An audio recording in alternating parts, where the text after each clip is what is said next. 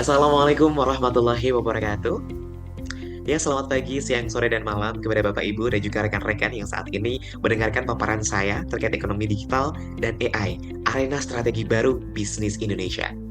Ya, perkenalkan nama saya Muhammad Akhrul Rizal dengan NPM sekian di Matkul Manajemen Strategik. Rekan-rekan, saya mau mulai dengan satu pengamatan kecil. Hari ini, kalau misalkan kita tidak membawa dompet, ya mungkin kita masih selamat ya. Nah, tapi kalau misalkan kita lupa bawa HP, waduh, rasanya kayak kita kehilangan sama jati diri atau kehilangan sama identitas nih. Dan sekarang saya juga mau bertanya kepada rekan-rekan ataupun audiens, boleh nanti dijawab dalam hati gitu ya. Kayak siapa sih di sini yang hari ini belum membuka HP sama sekali? Oke, pasti nggak ada ya. Pasti semuanya sudah membuka HP. Nah, itu artinya apa? Tanpa kita sadari, kita semua tuh sudah dalam kehidupan ekonomi digital.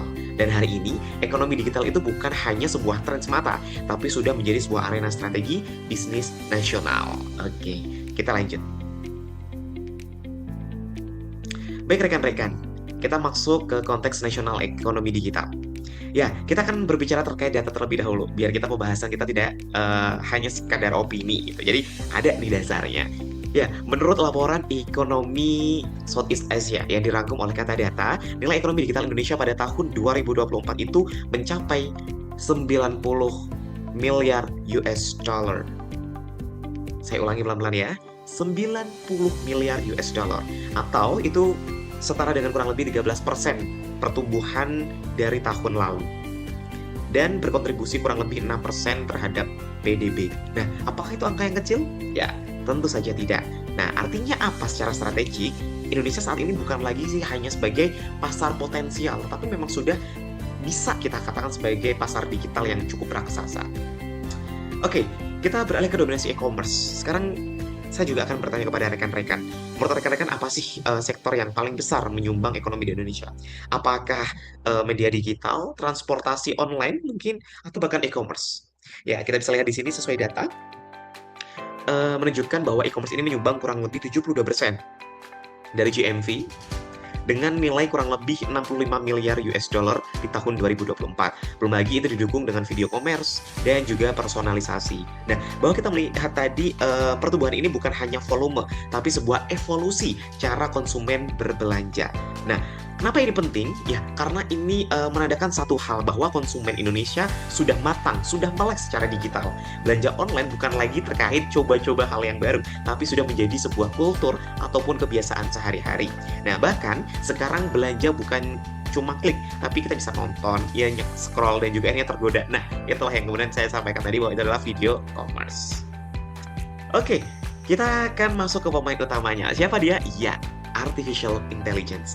Nah, saya mau pakai perumpamaan nih teman-teman, sebuah perumpamaan sederhana. Bayangkan jika bisnis itu adalah sebuah mobil, bisnis adalah sebuah mobil, data itu adalah bahan bakarnya, sedangkan AI adalah GPS. Betul sekali. Tanpa AI, mobil tetap bisa jalan, tapi mungkin akan sering muter-muter, sehingga bensinnya boros, dan akhirnya nyasar. Nah, namun berbeda dengan AI, ketika kita menerapkan AI, perusahaan bisa mempersonalisasikan layanan. Perusahaan bisa menganalisis perilaku konsumen, bisa memprediksi permintaan. Berbasis apa? Berbasis keputusan data. Dan kalau misalkan kita lihat menurut pemberitaan CNN Indonesia, beberapa BUMN mengklaim bahwa dengan mengadopsi AI bisa meningkatkan efisiensi operasional bahkan hingga kurang lebih 40%. Wow. Nah, saya kembali bertanya, kalau misalkan ada teknologi nih bisa menghemat sampai puluhan persen, apakah masuk akal kalau perusahaan akan mengabaikannya? Ya, jawabannya sudah pasti, silahkan dijawab dalam hati rekan-rekan. Dan saya tekankan kembali bahwa AI bukan pengganti manusia, tapi penguat atau pembantu bagaimana kita membuat sebuah keputusan strategik. Dari sini kita bisa menyimpulkan strateginya. Strateginya apa? Ya, transformasi digital dan AI sebagai strategi pertumbuhan. Nah, rekan-rekan, berbicara tentang transformasi digital ini tidak hanya berkutat ya atau berbicara terkait ini tuh sekadar bikin aplikasi, ini sekadar bikin sebuah akun media sosial atau hanya pakai istilah keren gitu ya. Tapi kita mengubah proses bisnis yaitu bertransformasi menjadi digital. Kita berinovasi berbasis data dan AI. Kita mengubah bagaimana cara kita mengambil sebuah keputusan, mengubah cara kita menciptakan nilai, mendiferensiasikan layanan, mengefisiensikan biaya dan menskalabilitaskan bisnis. Nah, lalu kalau misalkan kita lihat bahwa transformasi digital ini adalah sebuah kombinasi antara growth strategy dan juga competitive strategy. Atau bahasa sederhananya sih seperti apa ya? Bukan siapa yang paling besar yang menang, tetapi siapa yang paling cepat beradaptasi. Sekarang kita akan melihat dan membedah dari sisi SWOT-nya. Nah, seperti apa ya teman-teman? Kita lihat dari strength-nya atau kekuatannya. Indonesia itu punya pasar besar dan pengguna digital yang aktif. GMV-nya pun terbesar di ASEAN. Otomatis ini menjadi kekuatan yang sangat besar ketika kita mengembangkan sebuah ekonomi digital dengan dibarengi dengan AI di Indonesia. Nah, tapi jangan lupa di sini tentu akan ada kelemahannya atau weakness-nya. Nah, apa? Kalau boleh jujur, ya nggak semua perusahaan itu siap. Kayak SDM-nya terbatas, datanya belum rapi, dan lain sebagainya. Singkat saja, kita beralih ke opportunity-nya. Ya, ekonomi digital diproyeksikan mendekati 100 US dollar miliar di tahun 2025.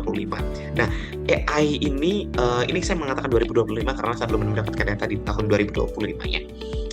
Harusnya sih di setara angka itu. Nah, itu artinya bahwa AI membuka peluang efisiensi dan juga inovasi.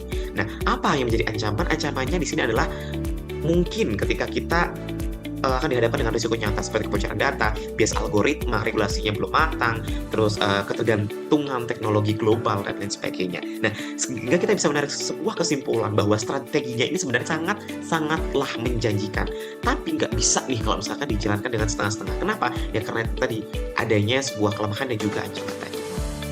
Nah, kita sekarang akan melihat ke dampak terhadap bisnis persaingan dan juga konsumennya. Kita akan melihat keturun ke lapangan, kita keturun ke realitasnya. Nah, yang pertama bagi bisnis. Tentu ya bagi bisnis kita bisa mendigitalisasikan dan juga menggunakan AI, kita akan lebih efisien, lebih scalable, dan juga akan lebih cepat berkembang. Kalau misalkan kita lihat dari sisi persaingan, keunggulan lagi, berbicara tentang keunggulan, kita tidak akan berbicara siapa yang paling tua ataupun siapa yang paling kaya, tapi siapa yang paling cepat membaca data, siapa yang paling cepat beradaptasi, ya. Dan kalau misalkan dari sisi konsumen, tentu konsumen akan sangat diuntungkan karena akan lebih personal, lebih cepat, dan juga relevan. Saya kembali bertanya, pernah nggak sih teman-teman ngerasa kayak kita lagi scroll media sosial, terus ngerasa kok HP ini tahu banget ya selera kita? Wait. Teman-teman, ini tuh bukan sebuah kebetulan, tapi ini adalah sebuah algoritma yang bekerja. Begitu. Oke, tadi kita udah melihat dampak, kita akan melihat risiko strategi digital dan juga AI. Nah, teman-teman tentu kita nggak bisa terus-terusan bereuforia, karena ketika AI tanpa kelola itu seperti mobil sport tapi nggak ada remnya. Yang ngebut bisa, tapi bahaya banget teman-teman. Nah, risikonya apa? Keamanan datanya bisa bocor, bias algoritma, etika AI-nya tidak tertolong, ketergantungan teknologi. Nah, itu tadi saya sampaikan. Kalau nggak ada tata kelola, ya AI bisa jadi risiko strategi. Nah, karena itu banyak banget nih pelaku bisnis dan juga regulator yang saat ini mulai menekankan pentingnya AI yang beretika dan juga bertanggung jawab. Nah, strategi yang baik bukan cuma cepat, teman-teman, tapi aman dan juga sustainable atau berkelanjutan. Nah, di sini saya punya 3 poin penting ya, 3 poin utama yang akan saya sampaikan kembali, bahwa transformasi digital itu adalah sebuah keharusan. Karena apa? Kita sudah melihat bahwa ekonomi digital Indonesia itu sudah sangat besar dan juga strategis, seperti yang saya sampaikan di awal tadi. Yang kedua, dalam penggunaan AI itu harus beretika dan juga berorientasi dengan bisnis.